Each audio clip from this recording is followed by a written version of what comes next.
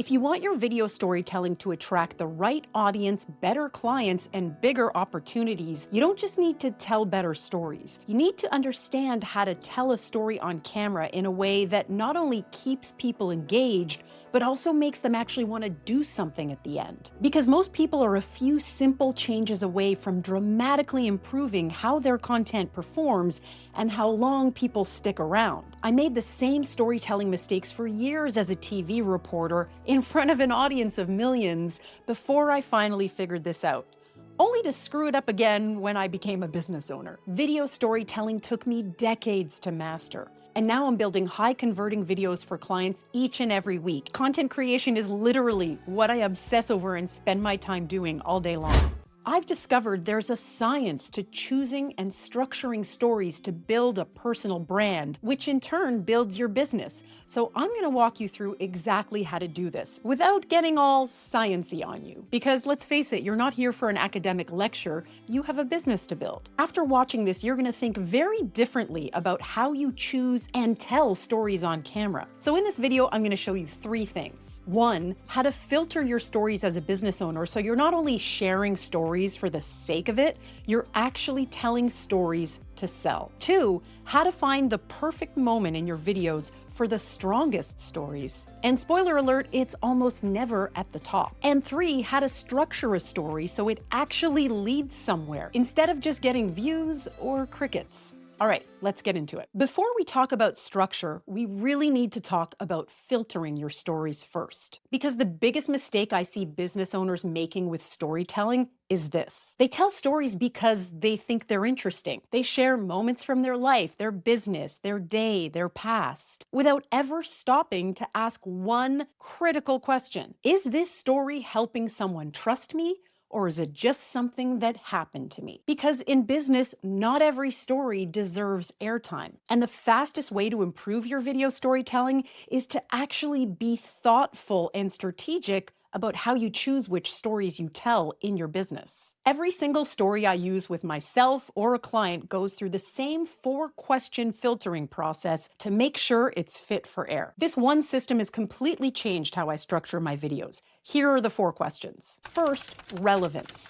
Will the right person know this is for them in the first 5 seconds? That means your language, your visuals, your problem all need to feel familiar or relatable in some way to your ideal client. If they don't recognize themselves in the story in some way, whether it's literally having experienced that or being something that they want or worry about, they're out. Second, stakes. Is there a real problem here, or is this just interesting? Whether you're telling stories for business or any other reason, if there's no tension, it's just information. It's not interesting. It needs some kind of conflict to the person actually watching. This is why you may have heard of the hero story or the origin story, which relates to how you started doing what you do right now. It often starts with some kind of problem you experienced, and then you went through some kind of challenge to undergo a transformation and emerge on the other side as a better person, having the thing you want, or some outcome that the viewer will perceive as positive and something you didn't have at the beginning. Third, authority. This one is the one most people get wrong. Does this moment build trust, or does it quietly weaken your positioning? Sometimes the most dramatic moments are actually the worst credibility builders. And fourth, emotion. Is this emotion natural? Is it earned? Or am I forcing it? Viewers can sense manufactured emotion instantly, especially when it's tied to some kind of sales pitch. If a story doesn't pass all 4 of these tests, it doesn't belong in your video. This one filtering system alone will instantly improve the quality and effectiveness of the stories you tell in your videos. Now, let me show you how this affects where you put your best stories in your content. This part surprises almost everyone. Most people open with their strongest moment, the achievement, the transformation, the dramatic scene. And that does feel logical, but in business, the most powerful moments, the most impactful stories often don't belong in the opening. Let me give you a real example. One of my clients, Karen, had this incredible skydiving video of her in Mexico, and she really wanted to use it in her video. She'd been working with an editor who told her to open the video with this shocking footage of her sailing through the sky. But when we started working together, I told her that was the worst thing she could do. You see, the clip was going in her Sizzle Reel, which is a short trailer about her brand that helped prospective clients get to know her before they even met her. They are very effective, I would say critical for your business, but more on that a little bit later. It was cinematic, it was emotional, it was a phenomenal differentiator. One of those, oh my God, I'd love to do that, or I wouldn't be caught dead doing that. And I deliberately advised her not to open with that visual. Why? Because she's a financial advisor. And the metaphor of her sailing through the sky, jumping out of a plane, was the exact opposite of what we wanted to do when it came to her messaging about why she was the best financial advisor for people looking to build their wealth. Who wants to hire a wealth advisor that takes risks like that? That's the last emotion she wants viewers to associate her with, especially when that was the first impression that so many people would have gotten of her. But instead of just cutting it out and not using it at all, we found a way to incorporate it later in her sizzle reel. We brought it in during a period of the video where she talks about starting her first business. It was exhilarating. I had decided I was either going to die that day or this is going to be life-changing. And how risky that was, and how it felt like literally jumping out of a plane, but that it was the best decision that she's ever made. And that is something that her ideal client can really relate to. So the moment had so much power at this point in the sizzle reel. And it was such a hit that when she went on stages, she would play that video and then say to the crowd, raise your hand if you've ever gone skydiving, or raise your hand if you'd never be caught dead skydiving. It was the perfect icebreaker. But imagine if she had opened her video with that. Even if her viewers didn't consciously associate that, like, oh, that's a metaphor for risk, subconsciously, something wouldn't have felt right about it. And it would have been a missed opportunity to use a really cool story to prove her point. We earned the moment later in the story, after we had already established trust, credibility, and context. Here's the key principle I want you to remember. Your strongest moment does not belong where it gets the most attention. So think about it carefully. It belongs where it will have the most meaning and the most impact. Sometimes that's close to the top, and sometimes it's at the very end. Now let's talk about structure, because once you've chosen your story or stories, the order that you tell it in, the cadence and the structure matter just as much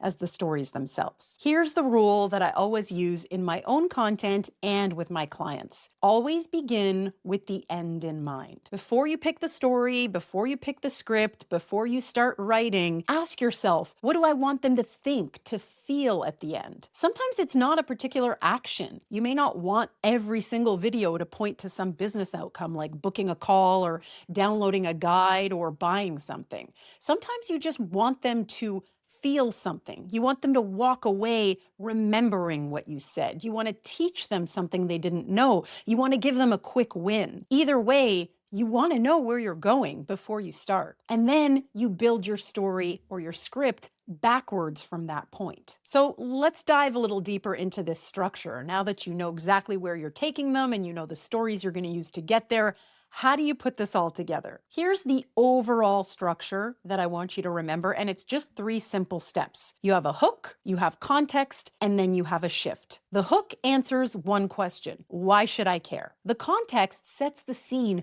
so the viewer can either see themselves in it or feel some kind of emotion about it. And the shift is the point. It's the lesson, the moral of the story, the reason that they're going to remember what you just told them. Let me give you a simple example in a business context. Let's say you're a travel advisor and you want to create a video that's aimed at busy families that are stressed out and want to take a relaxing vacation, but they just don't know how to do it because things keep happening. Most people would open with the money shot. The beautiful beach, the palm trees, the glistening ocean, and bright blue sky with the sun shining, people looking relaxed on vacation. But the busy, stressed out parent isn't there yet. They're thinking of all the reasons that they can't have that or that they're just too busy to do that. So you need to start by meeting them where they are. And you can do that with a story. Otherwise, it just comes across as yet another travel advisor trying to sell you a vacation. The stories you want to choose in these situations are the ones before the vacation. You're standing in the security line with a screaming toddler thinking there has to be a better way to do this. You arrive at the resort only to find that they gave you a room next to the garbage cans. It works because your ideal client immediately thinks, oh my God, either that's me or I really don't want that to happen. It gets them to feel something. Then you show the shift, your process of how you made planning the vacation a breeze. And while you can't control the lineups at the airport or the toddler tantrums, what you can control is what room they get, the perks and upgrades that they enjoy, and overall the fact that they chose the right resort in the first place for a family with a young toddler. The payoff is the beautiful destination, the vacation with the relaxed people. You can't start there, but you know that's where you're going to end. Great business stories don't just educate, entertain, or wallpaper over the video with beauty shots or stock footage. They move someone from a problem to a possibility or some kind of transformation that sometimes they don't even know they wanted. But there's one more thing about video storytelling that's going to make or break your success, especially here on YouTube.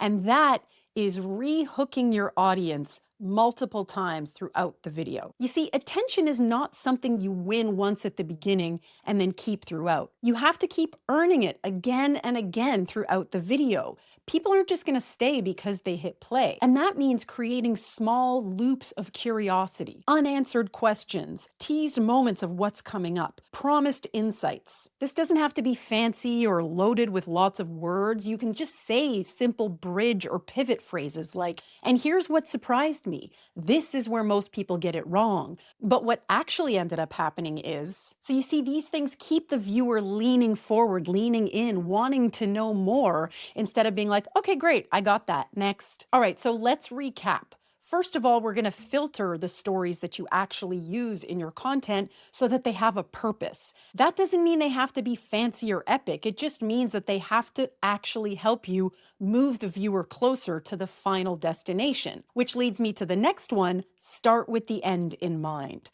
Make sure that you know where you're taking people and that there will be some kind of moral or payoff from the story. Place your strongest moments where they're going to land the hardest and structure every story so it moves someone forward closer and closer to the final result, which is what you want them to feel or do. Most people think great storytelling is about being super entertaining, flashy, or really, really engaging with the way that you present yourself. And of course, all of those things are important, but if you're not anchoring what you're doing in stories, it's not going to land the same way, and it's not going to achieve the business results that you're looking for or grow your personal brand in a way that's memorable. The stories that convert best are rarely the flashiest ones. They're the ones that make the right person quietly think, that's me, or they get me. And when that happens, trust is built naturally. This is exactly the process that I use with my clients and in Sizzle Reels that I build. Remember I told you about Sizzle Reels earlier? It's basically a 1 to 2 minute trailer that introduces you, your brand, your business, and gets people excited to meet you or work with you even before they've met you. I teach the whole process live in a 5-day challenge called Sizzle Reel School, and it's a lot of fun. We've had hundreds of business owners go through this. If this is something you're interested in, I'll put a link in the description and you can check it out. And if you want a preview of what a sizzle reel is, what it can do for you, and how I teach this, you'll want to check out this video next.